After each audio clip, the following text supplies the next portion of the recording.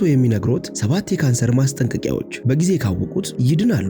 መኪናችሁ ላይ የቼክ ኢንጂን መብራት ሲበራ ምን ታደርጋላችሁ? ችላ ብላችሁ ትነዳላችሁ ወይስ ወዲያው ጋራዥ ትወስዱታላችሁ? መልሱ ግልጽ ነው። መኪናው እንዳይበላሽ ወደ ጋራዥ ትወስዱታላችሁ። የሰውነታችንም ነገር ልክ እንደዛው ነው። ካንሰር ማለት ሴሎቻችን ከመቆጣጠር ውጪ ሲራቡ የሚፈጠር በሽታ ነው። ይህ ሂደት ሲጀምር ግን ሰውነታችን ዝም አይልም። የተለያዩ ምልክቶችን በመላክ እባክህ ቼክ አድርገኝ ይላል። ችግሩ እኛ ምልክቶቹን እንደ ቀላል ነገር አይተን ይተወኛል ማለታችን ነው። በዛሬው ቪዲዮ ላይ ሳይንሳዊ መረጃን መሰረት አድርገን ሰውነታችንን የሚሰጠን 7 ዋና የካንሰር ማስጠንቀቂያ ደወሎችን በዝርዝር እንመለከታለን። እነዚህ ምልክቶችን ማወቅ የእርስዎንም ሆነ የቤተሰቦን ሕይወት ሊታደግ ይችላል። በተለይ 3ኛውና 7ኛው ምልክት ብዙዎቻችን የምንዘናጋባቸው ናቸው። እስከ መጨረሻው አብራችሁን ቆዩ።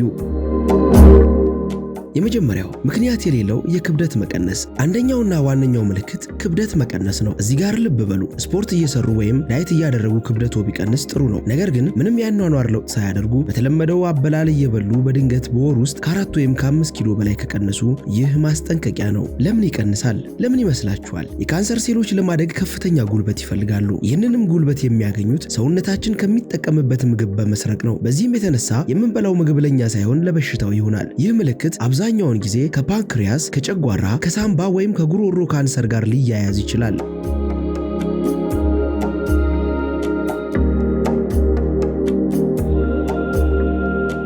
ሁለተኛ ከፍተኛ ድካምና የሰውነት መዛል። ሁለተኛው ምልክት በረፍት የማይለቅ ድካም ነው። ይህ ድካም ከስራ ውሎ ድካም ይለያል። ቅዳሜና እሁድን ሙሉ ተኝተን አሳልፈን ሰኞ ጠዋት ሲነሱ አሁንም ድካም ከተሰማው ወይም ትንሽ እንቅስቃሴ ሲያደርጉ ትንፋሽ የሚያጥሩ ከሆነ ግን ነገር አለ ማለት ነው። ይህ የሚሆነው ካንሰሩ የሰውነትን ንጥረ ነገር ስለሚጠቀም ወይም ደግሞ የደም ካንሰርና የኮሎን ካንሰር ሲኖር የደም ማነስ ስለሚከሰት ነው። የደከመኝ እንቅልፍ ስላልተኛው ነው ብለው ብቻ አይለፉት።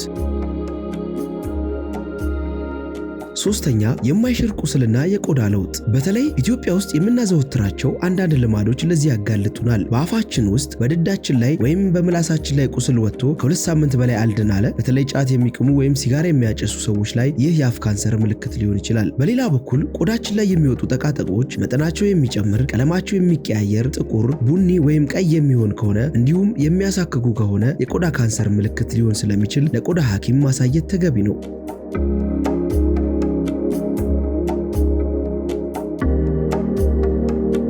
አራተኛ ያልተለመደ የደም መፍሰስ። ይህ ምልክት በጣም አሳሳቢ ነው። የትኛውም የሰውነታችን ክፍል ያለ ምክንያት መድማት የለበትም። ሳል፣ ሲያስሉ ደም የቀላቀለ አክታ መውጣት የሳምባ ካንሰር። ሰገራ ላይ ደም መታየት ወይም የሰገራ ቀለም ወደ ጥቁር መቀየር የአንጀት ካንሰር። ሽንት ላይ ደም መታየት የኩላሊት ወይም የፊኛ ካንሰር ሊሆን ይችላል። ሴቶች ከወር አበባ ውጭ የሚፈስ ደም ወይም ከማረጥ በኋላ የሚታይ ደም የማህፀን ካንሰር ነው። እነዚህ ምልክቶች በኢንፌክሽን ወይም በሌላ ቀላል በሽታ ሊመጡ ይችላሉ። ነገር ግን አረጋግጦ መውሰድ የህይወት ዋስትና ነው።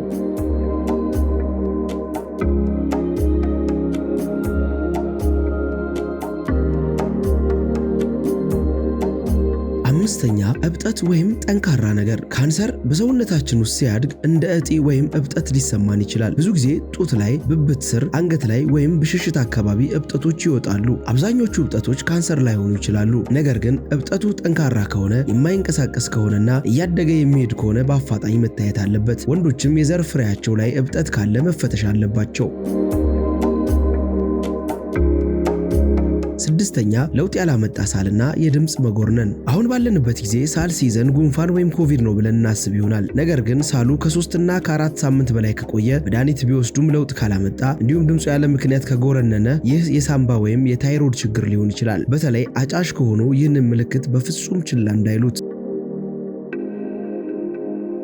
ሰባተኛ የሽንትና የሰገራ አወጋገር ለውጥ። ሰባተኛውና የመጨረሻው ሽንት ቤት ስንጠቀም የምናያቸው ለውጦች ናቸው። ለረጅም ጊዜ የቆየ ተቅማጥ ወይም የሆድ ድርቀት ወይም ደግሞ ሰገራችን ቀጭን ከሆነ የአንጀት ካንሰር ምልክት ሊሆን ይችላል። ሽንት ቶሎ ማምጣት፣ ሲሸኑ ማቃጠል ወይም የሽንት ፊኛን በደንብ ማስወገድ አለመቻል በተለይ በእድሜ የገፉ ወንዶች ላይ የፕሮስቴት ካንሰር ምልክት ሊሆን ይችላል።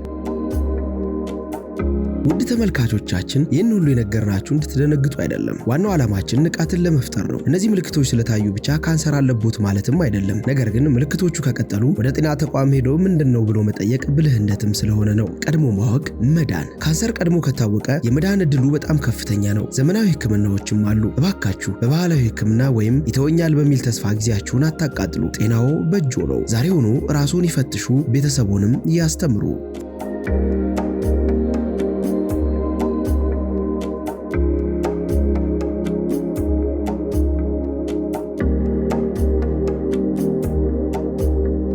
የዛሬው ቪዲዮ ጠቃሚ መረጃ እንደሰጣችሁ ተስፋ እናደርጋለን። ከነዚህ ምልክቶች ውስጥ የትኛው አዲስ መረጃ ሆነባችሁ ኮሜንት ላይ ጻፉልን። ለሌሎች እንዲደርስ ቪዲዮውን ላይክ እና ሼር በማድረግ የህይወት አድን ስራ ይቀላቀሉ። ለጤናው የሚሆኑ ትክክለኛ መረጃ ለማግኘት የበልሻ ፋውንዴሽን ዩቲዩብ ቻናልን ሰብስክራይብ ያድርጉ። ቸር ያቆየን። እናመሰግናለን።